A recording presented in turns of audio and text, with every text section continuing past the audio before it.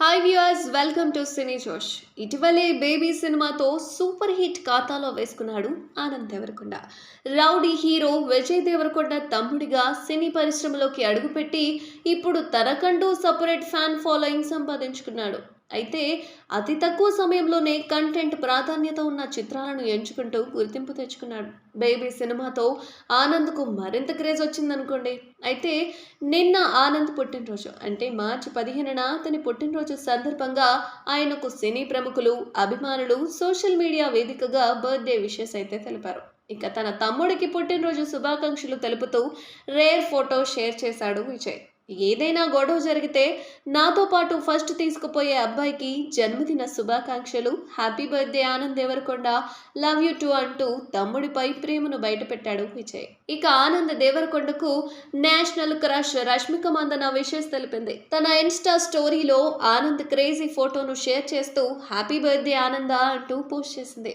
ఇక తన స్టోరీలో థ్యాంక్ యూ రషి, కానీ ఈ వర్స్ట్ ఫోటో ఎందుకు పెట్టావంటూ సరదాగా అన్నాడు. దీనికి రష్మిక రిప్లై ఇస్తూ అందుకే నేను అడిగినప్పుడు మంచిగా ఫోజ్ ఇవ్వమనేది అంటూ ఫన్నీగా పోస్ట్ చేసింది.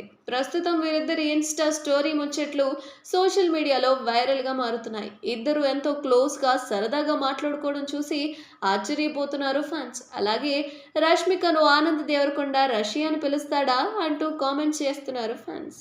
గతంలోనూ వీరిద్దరూ ఒకరి గురించి ఒకరు సరదాగా పోస్టులు షేర్ చేశారు. దీంతో విజయ్ కుటుంబంతో రష్మికకు మంచి అనుబంధం ఉందని తెలుస్తుంది. ఇదిలా ఉంటే విజయ్ దేవరకొండ రష్మిక ప్రేమలో ఉన్నట్టు కొన్నాళ్ళుగా అయితే ప్రచారం నడుస్తూ ఉంది. అంతెందుకు, విజయ్ దేవరకొండ ముచ్చటొచ్చిందంటే అందులో రష్మిక వస్తుంది, రష్మిక ముచ్చటొచ్చింది అంటే అందులో విజయ్ దేవరకొండ కూడా కనిపిస్తాడు. అయితే వీరిద్దరూ తమ ఇన్స్టా స్టోరీలో షేర్ చేసిన ఫొటోస్ ఒకేలా ఉండడంతో ఈ రూమర్స్ కు మరింత బలం చేకూరుతుంది. అయితే ఈ రూమర్స్ పై వీరిద్దరూ ఇంతవరకు స్పందించనే లేదు. ప్రస్తుతం రష్మిక పుష్ప 2లో అయితే నటిస్తుంది. ఇక వీరిద్దరి మధ్య సంబంధం ఏ విధంగా ఉంది, అనుబంధం ఎంతవరకు కొనసాగుతోంది అని ఫ్యాన్స్ పేస్కే వదిలేస్తున్నట్లుగా ఉన్నారు.